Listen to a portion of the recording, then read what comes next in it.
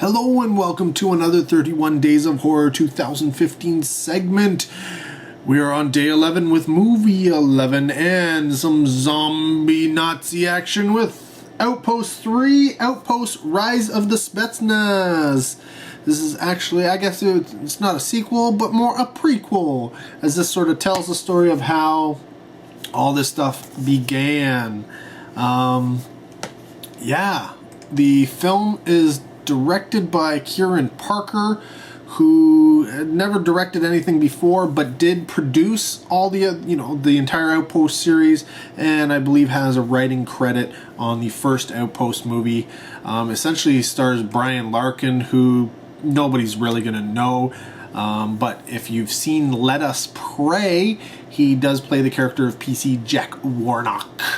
The film was released in 2013, and it's only roughly about an hour and a half long, so it's quick, to the point.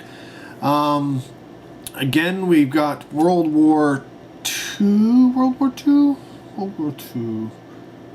Yeah, I guess so. World War II, I believe. Action going on here. The nice thing about this one here is, it's not Americans versus Germans or British versus Germans. No, this is Russians versus the Germans. That's right, the Russian Special Forces, the Russian Spetsnaz. Thus the, thing on the cover and the title. Essentially, they are going in and, they're special missions, secret ops type stuff, going in and finding, there's rumblings, there's stuff going on, and, it's not on any of the maps that they can find. There's roads, and so they're basically finding stuff and ambushing German convoys and such, and it leads them to a Nazi lab bunker place, where they're dealing with trying to, per usual, trying to create the perfect soldier. And so it's, there's a lot of action, as you would expect from a war movie of this type. Lots of, gunfires, that type of scenes. Like I said, there's an ambush scene. But then once the Russians are essentially captured and brought to the labs, then it becomes a little bit more close quarters, and it's very labyrinthine in terms of the set itself and the way it's set up. And you find, I believe they were using drugs and heat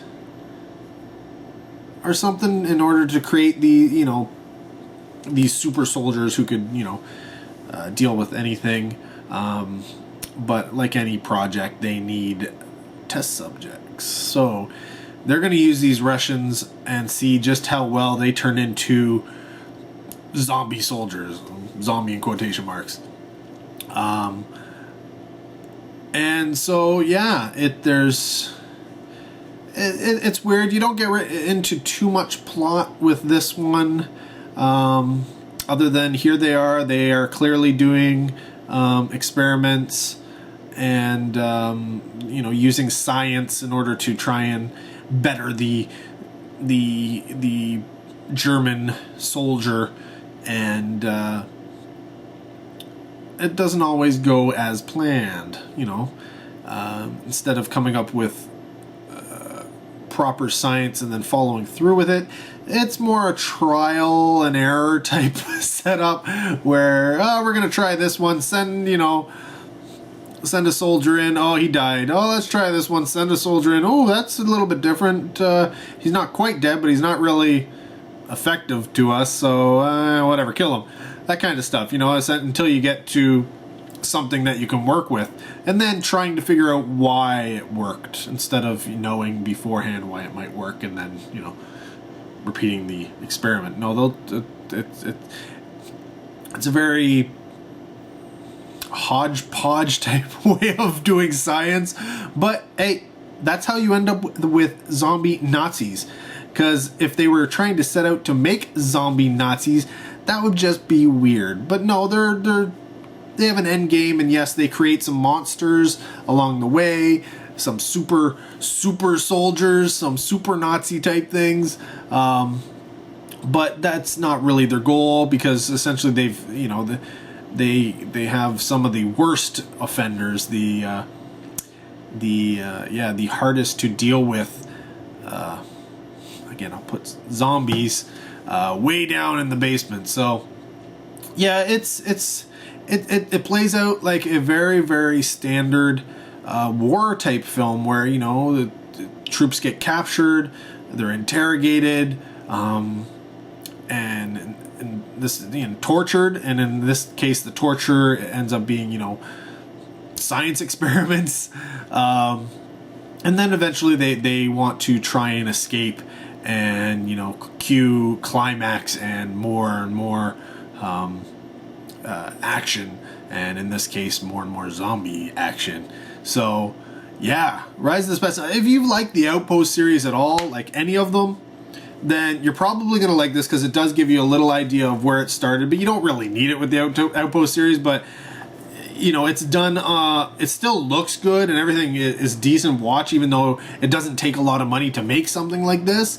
You don't really care. It doesn't look bad because of it. It actually looks good simply because of being able to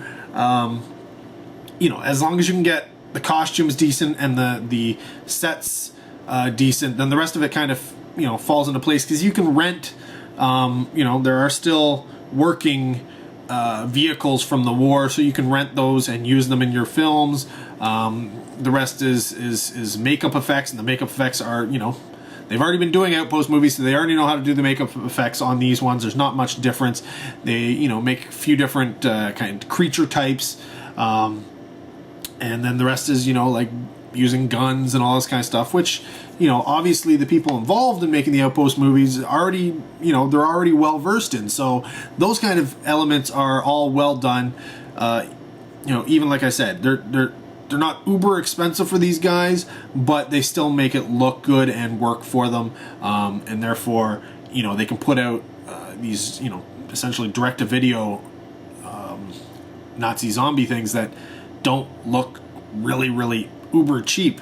They don't look uber expensive. We're not getting Saving Private Ryan zombie here, where but don't expect like Dead Snow with the comedy and such so much. This is more straight up war film with zombies, and that being said, I enjoy it. I really enjoy war films in general. I enjoy zombie films in general. I don't mind if there's comedy in there, but if it's be played straight up and it's fighting and all that kind of stuff, then all the better for me, because it's closer to a straight up war film. So yeah, if you've never seen the Outpost movies, you could technically start here and not have any problems, and then go back and watch Outpost and then Outpost Black Sun. But if you want to, you could watch them in order. You can watch Outpost, Outpost Black Sun, and then Rise of the Spetsnaz. Either one is good. I just wouldn't watch Black Sun first and then Outpost and then this one, or vice versa, Outpost, Black Sun, and then the third and the first. That would just be the one where you could. I mean, they're not super tied together in terms of story, but there is some correlation between them. So yeah, honestly, it really doesn't matter, but I suggest either 3-1-2 or 1-2-3. And yeah, considering these films, I wouldn't be surprised if there's a 4. Because I think there's demand for it. I mean, it's not a huge amount of demand, but in terms of the amount of cost to make these films and such, I think that there's enough demand there to warrant possibly making another one. Hopefully, because I enjoy them. I do enjoy them. So if you're into war films, you're into action films, you're into army films, you're into especially World War II films, Nazis, and in this case Russians, because you don't get too many Russian, films with Russians and the war going on. And then if you like horror and you like zombies and you want it all mashed together, check it out.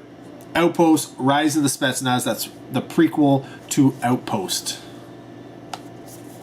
That's it. That's all I gotta say.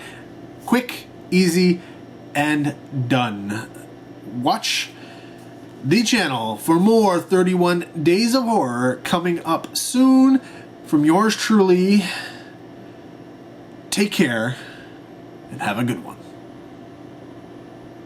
Here's where I'd normally like have a zombie or something come into the frame, but I'm not gonna. That's just uncalled for. Take care, guys. I'll see you soon.